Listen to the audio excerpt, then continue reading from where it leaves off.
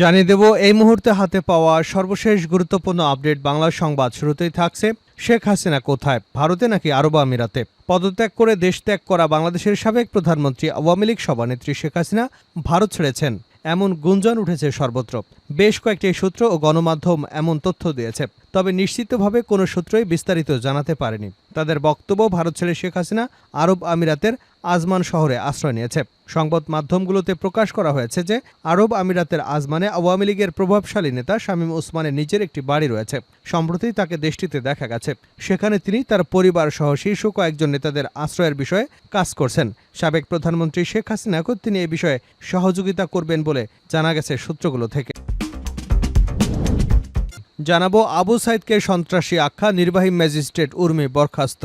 OSD হওয়া লালমনিরহাট জেলা প্রশাসনের নির্বাহী ম্যাজিস্ট্রেট তাপসী তাবাচ্ছুম উর্মিকে সাময়িকভাবে বরখাস্ত করা হয়েছে।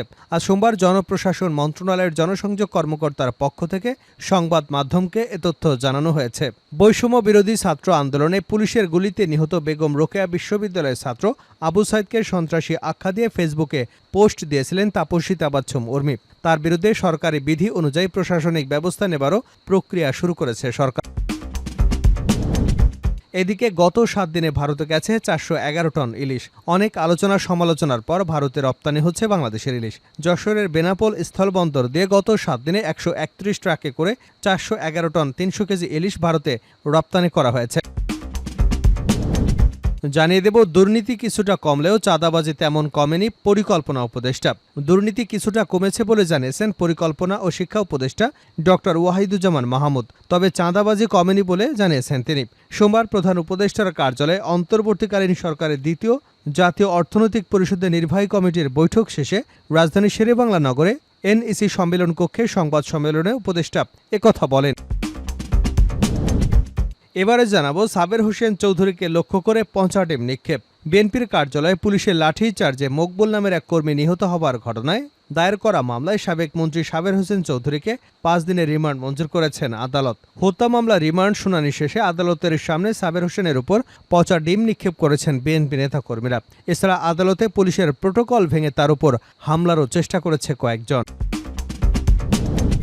এবং সর্বশেষ জানাবো, বাংলাদেশে আসছেন নেইমার ভক্তদের জন্য সুখবর। সবকিছু ঠিক থাকলে আগামী বছরের শুরুতে বাংলাদেশে পা রাখতে পারেন ব্রাজিল ফুটবলের এই সুপারস্টার। যেখানে আল হিলালের এই স্ট্রাইকারকে সামনাসামনি দেখার সুযোগ পাবেন বাংলাদেশের ভক্তরা। নেইমারের বাংলাদেশে আসার বিষয়টি দেশের একটি বেসরকারি টেলিভিশনকে নিশ্চিত করেছেন এই তারকার পারিবারিক বন্ধু রবিন মিয়া। এতক্ষণ শিরোনাম শুনছিলেন, এবার বিস্তারিত। প্রিয় দর্শক, আপনি যদি এই চ্যানেলে নতুন হয়ে থাকেন, ভিডিওটি দেখতে দেখতে চ্যানেলটি সাবস্ক্রাইব করে আমাদের সঙ্গে থাকুন। আর এই ভিডিও সম্পর্কে আপনি আপনার মূল্যবান মতামতটি কমেন্ট বক্সে জানিয়ে দিন। আর হ্যাঁ প্রিয় দর্শক, জানিয়ে দিন ভিডিওটি কোথা থেকে দেখছেন। শেখ হাসিনা কোথায়, ভারত নাকি আরব আমিরাতে? পদত্যাগ করে দেশ ত্যাগ করা বাংলাদেশের সাবেক প্রধানমন্ত্রী এবং আওয়ামী লীগের সভানেত্রী শেখ হাসিনা ভারত ছেড়েছেন এমন গুঞ্জন উঠেছে সর্বত্র। বেশ কয়েকটি সূত্র ও গণমাধ্যম এমন তথ্য দিয়েছে, তবে নিশ্চিতভাবেই কোনো সূত্রই এর বিস্তারিত জানাতে পারেনি। তাদের বক্তব্য, ভারত ছেড়ে শেখ হাসিনা আরব আমিরাতে আজমান শহরে আশ্রয় নিয়েছে। সংবাদ মাধ্যমগুলোতে প্রকাশ করা হয়েছে যে আরব আমিরাতের আজমানে আওয়ামী লীগের প্রভাবশালী নেতা শামীম ওসমানের নিজের একটি বাড়ি আছে। সম্প্রতি তাকে দেশটিতে দেখা গেছে। সেখানে তিনি তার পরিবার সহ শীর্ষ কয়েকজন নেতাদের আশ্রয়ের বিষয়ে কাজ করছেন। সাবেক প্রধানমন্ত্রী শেখ হাসিনাকেও তিনি এ বিষয়ে সহযোগিতা করছেন বলে জানায় সূত্রগুলো। তবে ঠিক কবে নাগাদ শেখ হাসিনা আরব আমিরাতে পৌঁছেছেন অথবা তিনি কি সত্যিই ভারত ছেড়েছেন তার কোনো তথ্য দায়িত্বশীল পক্ষ এখনও নিশ্চিত করতে পারেনি। এমনকি ভারতের পক্ষ থেকেও এমন কোনো বক্তব্য এখনও আসেনি। তবে এর আগেও এমন গুঞ্জন রটে যে পদত্যাগ করে দেশ ত্যাগের পর ভারতে গিয়ে সেখান থেকে ইউরোপ, আমেরিকা এবং মধ্যপ্রাচ্যের বেশ কয়েকটি দেশে শেখ হাসিনার রাজনৈতিক আশ্রয় চেয়েছে এবং ব্যর্থ হয়েছেন। তবে সেই সময় তার ছেলে সজীব ওয়াজেদ জয় নিশ্চিত করে বলেন যে তার মা ভারতে আছেন এবং কোথাও আশ্রয় চাননি। এদিকে আন্তর্জাতিক কূটনৈতিক মহলে শেখ হাসিনার ভারতের অবস্থান নিয়ে মোদী সরকারকে দেশের ভেতরে বাইরে যথেষ্ট চাপের মুখে পড়তে হয়েছে।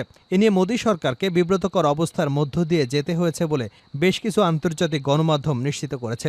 উল্লেখ্য, গত 5 অগাস্ট বাংলাদেশের ছাত্র জনতার গণঅভ্যুত্থানের ফলে শেখ হাসিনার বাংলাদেশের প্রধানমন্ত্রীর পদ থেকে ইস্তফা দিয়ে দেশ ত্যাগ করে ভারতে পালিয়ে যান। সেখানে তিনি গত 2 মাস অবস্থান করেন। দেশটিতে শুধু তিনিই নন, রয়েছেন আওয়ামী লীগের অনেক নেতা এবং শেখ হাসিনার সরকারের সময়কালের অনেক কর্মকর্তাও। সাবের হোসেনকে লক্ষ্য করে পচা ডিম নিক্ষেপ। বিএনপির কার্যালয়ে পুলিশের লাঠির চার্জে মকবুল নামের এক কর্মী নিহত হবার ঘটনায় করা মামলায় সাবেক মন্ত্রী সাবের হোসেন চৌধুরীকে 5 দিনের রিমান্ড মঞ্জুর করেছেন আদালত। সোমবার ঢাকার অতিরিক্ত চিফ মেট্রোপলিটন ম্যাজিস্ট্রেট মাহবুবুল হক রিমান্ডের আদেশ দিয়েছেন। এদিকে হত্যা মামলায় রিমান্ড শুনানি শেষে আদালতের সামনে সাবের হোসেনের উপর পচা ডিম নিক্ষেপ করেছেন বিএনপি নেতাকর্মীরা। এছাড়া আদালতে পুলিশের প্রোটোকল ভেঙে তার উপর হামলার চেষ্টা করেছেন কয়েকজন।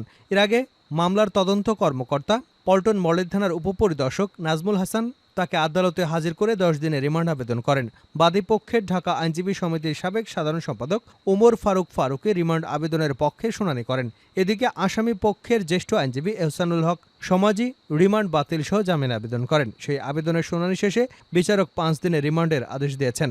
এর আগে রোববার সন্ধ্যায় রাজধানীর গুলশান এলাকা থেকে তাকে গ্রেপ্তার করা হয়। 2022 সালে 10 ডিসেম্বর বিএনপির এক দফা দাবি আন্দোলন কর্মসূচি ঘিরে সারা দেশে নেতাকর্মীরা যখন জড়ো হতে থাকেন তখন আসামিরা বিএনপির সমাবেশ বানচালের সিদ্ধান্ত নেন।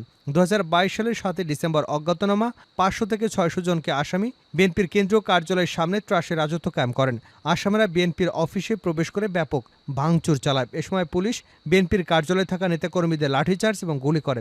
এতে মকবুল নামের বিএনপির এক কর্মী আহত হন। পরে চিকিৎসাধীন অবস্থায় হাসপাতালে মারা যান তিনি। এ ঘটনায় মাহফুজুর রহমান নামের একজন গত 30 সেপ্টেম্বর সাবেক প্রধানমন্ত্রী শেখ হাসিনা সহ 256 জনকে আসামি করে মামলা দায়ের করেন। সেই মামলায় আসামি ছিলেন সাবের হোসেন চৌধুরী। গত 7 দিনে ভারতে গেছে 411 টন ইলিশ। অনেক আলোচনা সমালোচনার পর ভারতে রপ্তানি হচ্ছে বাংলাদেশের ইলিশ।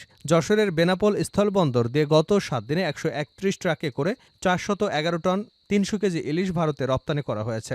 গতকাল রবিবার বিষয়টি নিশ্চিত করেছেন বেনাপোল স্থলবন্দরের উপপরিচালক রাশিদুল সজীব নাজির। জানা যায় গত 26 সেপ্টেম্বর 20 ট্রাকে 54 টন 460 কেজি, শনিবার 15 ট্রাকে 45 টন 200 কেজি, রোববার 6 ট্রাকে 19 টন, সোমবার 30 ট্রাকে 89 টন, মঙ্গলবার 23 ট্রাকে 69 টন 640 কেজি, বৃহস্পতিবার 30 ট্রাকে 92 টন এবং 5 অক্টোবর সন্ধ্যা 6:30 পর্যন্ত 13 ট্রাকে 42 টন ইলিশ ভারতে রপ্তানি হয়েছে। প্রতি কেজি ইলিশ রপ্তানি করা হচ্ছে $10, যা বাংলাদেশি 1180 টাকায়। রপ্তানির বিষয়ে মৎস্য অধিদপ্তরের বেনাপোল স্থলবন্দরের মৎস্য পরিদর্শন ও মান নিয়ন্ত্রক কেন্দ্রের কর্মকর্তা মাহবুবুর রহমান বলেন, আবু সাইদকে সন্ত্রাসী আখ্যা, নির্বাহী ম্যাজিস্ট্রেট উর্মি বরখাস্ত।